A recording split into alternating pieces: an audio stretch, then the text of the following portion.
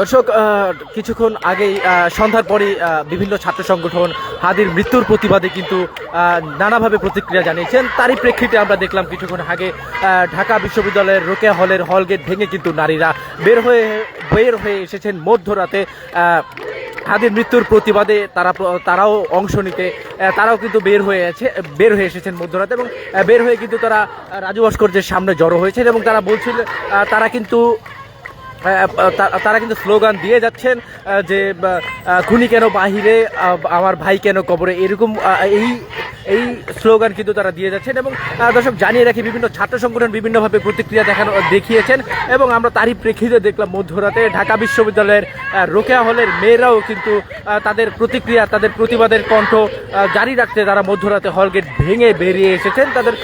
শিক্ষার্থীরা একত্রিত হয়ে, এবং রাজু ভাস্কর্যের সামনেই তারা একত্রিত হয়ে জড়ো হয়েছেন ভারতীয় আগ্রাসন এবং হাদির মৃত্যুর প্রতিবাদ এবং হাদির মৃত্যুর বিচারের প্রতিবাদে কিন্তু তারা জড়ো হয়েছেন মধ্যরাতে একসাথে।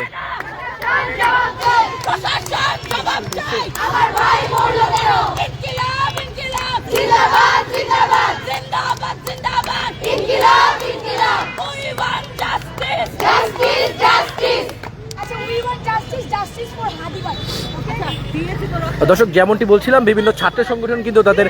প্রতিক্রিয়া জানিয়েছেন এবং তার প্রেক্ষিতে মধ্যরাতে কিছুক্ষণ আগেই ছাত্রদলের একটি প্রতিক্রিয়া মিছিল, ছাত্রদলের প্রতিবাদ মিছিল ছিল। এছাড়াও ডাকসু থেকে অন্যান্য ছাত্র সংগঠন থেকেও কিন্তু তারা প্রতিবাদ মিছিল করেছেন এবং তার প্রেক্ষিতে জুলাই আগস্টের আন্দোলনের মতো এবারও আমরা দেখলাম যে নারীরাও কিন্তু সবসময় তাদের যেই কণ্ঠস্বর, বলিষ্ঠ কণ্ঠস্বর, সেই কণ্ঠস্বর নিয়ে কিন্তু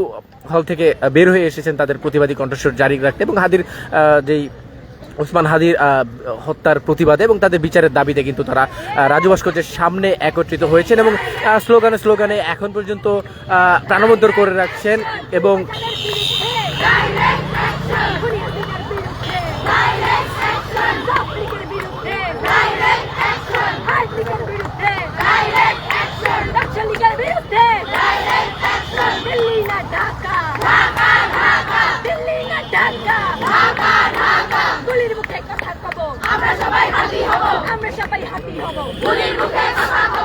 দর্শক, জানিয়ে রাখি,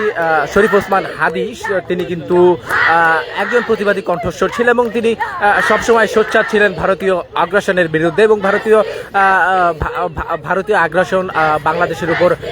যেন কোনোভাবে প্রভাব বিস্তার না করতে পারে সেই বিষয়ে কিন্তু তিনি সোচ্চার ছিলেন। এবং এছাড়াও তিনি সাংস্কৃতিক আন্দোলনের সাথে জড়িত ছিলেন। যারা আগ্রাসন বিরোধী প্ল্যাটফর্মে কাজ করেন তাদের সকলকে নিয়ে কিন্তু একত্রিত হয়ে তারা জড়ো হয়েছিলেন এবং তাদেরকে নিয়েই কিন্তু তিনি কাজ করে গেছেন এবং তার জীবনদশায় এবং তার স্বল্পকালের জীবনদশায় তিনি কিন্তু বিস্তর প্রভাব বিস্তার করতে সক্ষম হয়েছেন। এবং তারই প্রেক্ষিতে দেখলাম যে ঢাকা বিশ্ববিদ্যালয় ছাড়াও অন্যান্য বিভিন্ন সংগঠন, সকল ছাত্র সংগঠন তারা কিন্তু হাদির মৃত্যুর প্রতিবাদে তারা প্রতিবাদী মিছিল বের করেছেন এবং তার প্রভাব বিস্তারের